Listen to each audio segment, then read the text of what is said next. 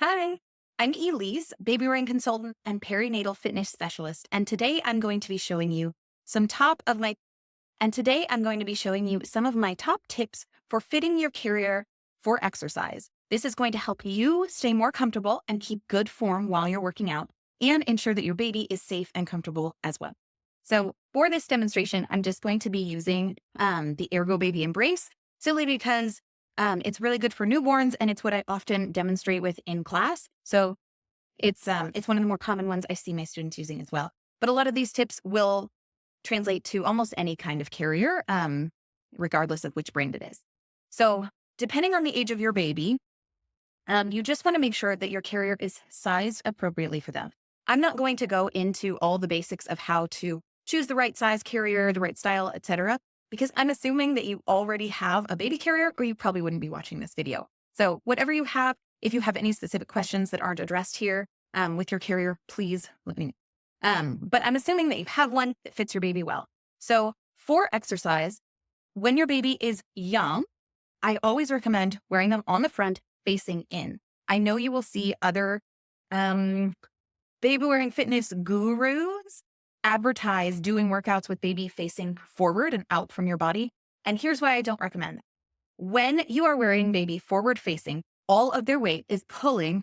I'm going to show this with that there. All of their weight is pulling away from you.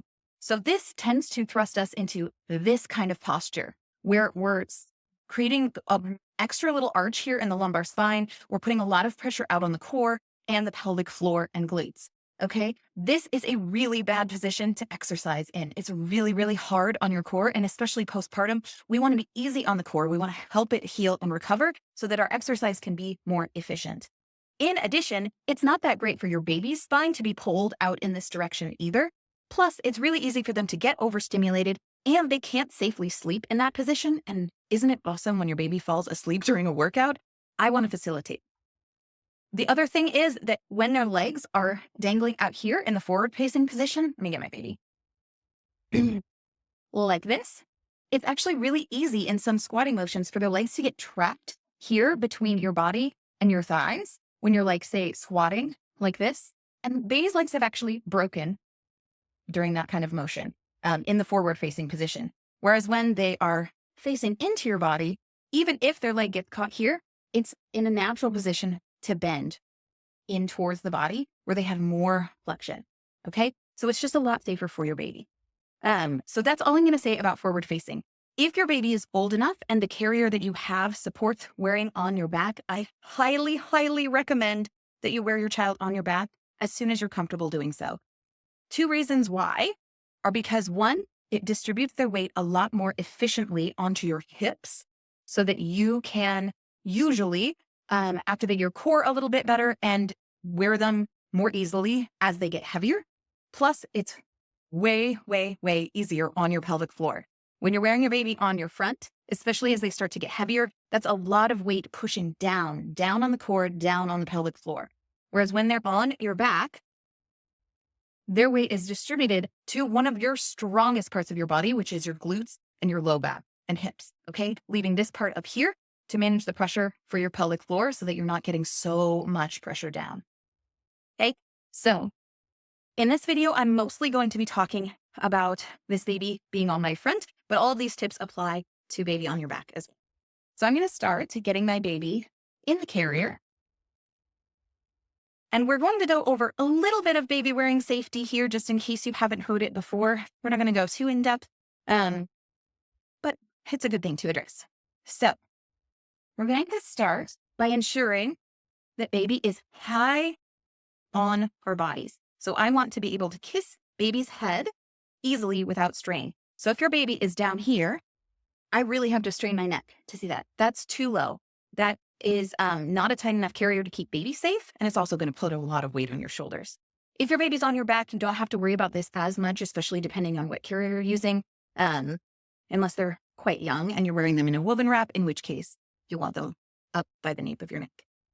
So this carrier has straps that cross in the back, which is really common with newborn carriers. So I'm going to show you a few tips for that. So to start, you're going to want to make sure that you're pulling the strap down and then over. Okay, and I'll show you why in a second.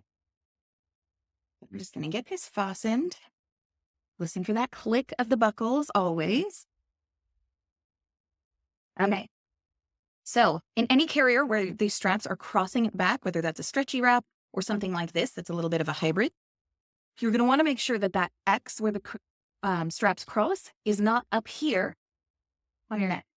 Up here, all that pressure is being loaded onto the back of your neck, where if you spread it out, baby's weight is going to be more evenly distributed. You won't get that super sore neck and shoulders that you get sometimes while baby wearing, which is really, really important, especially when you're doing extra activity that might strain your body.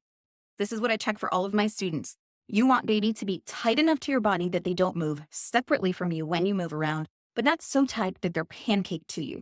Okay? So too tight looks like this. There's a pinch in on baby's back. They are like pancaked flat to me. You'll see their legs kind of go out like this. That's not good. Too loose means that as I move, baby's jostling and slumping down in the carrier. Okay? I always check this by doing like a little squat form. So if you lean forward, does your baby move an inch or more away from you? Maybe even a half inch or more? Then your carrier is too loose. So you want to pick up on baby's butt, gently tighten until baby moves with your body as if you're one. Okay? So now you can see I can lean away. I'm not even holding baby's head and they're staying nice and secure. Okay? Then we're checking in with baby's legs to make sure that if they do bump against my thighs, they can easily bend. Okay? So there we go. That's good. Good on this side. Awesome. So our carrier is adjusted really nicely. We're just going to check one last thing for baby's safety, which is circulation. So this would be checking to make sure that this part of the carrier isn't pinching off any circulation to their legs. So that means throughout your workout, you're going to be checking in, just taking a little peek at their toes to make sure that they're not turning purple. Okay? So as you're working out, you'll want to monitor your baby to see if you need to make any adjustments to your carrier. As you're moving, you're sweating, you're taking different positions that you may not normally take, you might need to retighten the carrier, to loosen it, or to change something about the way baby is positioned. So at the end of every exercise or two, maybe you just check in with your baby, see how they're doing, make sure they're not overheating, and double check that your carrier is still fitting the way you want it to. The biggest mistake I see is people putting the carrier too loose and too low so that it's hanging off their bodies like this, and baby is too loose and they're swinging around. So not only is that dangerous for your baby, it's also really, really hard on your body. So we don't want that. Our next little tip is going to be about form. So often, especially postpartum, we assume this kind of position in the carrier. We thrust our hips forward, we create a little shelf out of our bellies for baby to sit on, and we slump our shoulders down. Okay? And I see a lot of people not even realize they're doing this while they're exercising. And this leads to a lot of weight being put on the pelvic floor and a lot of pressure on your core, which is already trying to heal.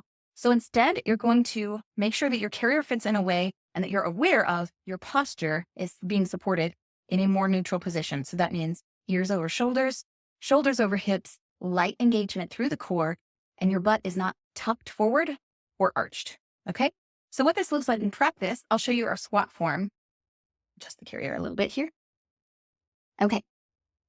So if we're coming into squats, our knees are bent. And what I'll often see from people who automatically assume this position is that they either go like this and stick their butts out and way curve their back, which is really, really hard on your low back if you're doing a bunch of these, or they overly round and they try to do their squat like this, which is also really, really hard on the back and shoulders. So instead, you want to think about bringing your spine into neutral, nice flat spine, and lowering from there. Okay? This is where you'll also want to make sure that your waistband is not too tight. If your waistband is too tight, then every breath in, your belly isn't able to expand at all. So all the pressure of your breath is going down on your pelvic floor, and you're probably going to be breathing harder than you would normally when you're not exercising. So that's a lot of pressure on your pelvic floor when it's trying to recover. So you want your waistband to be tight enough that it's not sloping down under baby like that, but not so tight that you can't breathe. Okay? So every time you get your carrier on for exercise, in addition to checking for baby's safety, making sure they're high enough, making sure their spine is supported, and that their legs and hips are in a good, comfy position, and checking on their circulation, of course. They have access to fresh air, okay? We're not covering baby's head with any wraps, especially while exercising because we can get so hot. For your own comfort, you're going to be checking that baby is high and tight and moves with your body. So they are close to your center of gravity and don't put too much pressure on your body. You're going to be checking that if you have cross straps, that X is lower on your back. If you have H straps, like that buckle with a chest strap here, you're going to be making sure that that buckle is around shoulder blade height, not way up here on your neck. Okay. Then finally, you're going to be checking in with that waistband to making sure that it's tight enough to be snug and comfortable, but not so tight that it keeps you from being able to breathe comfortably.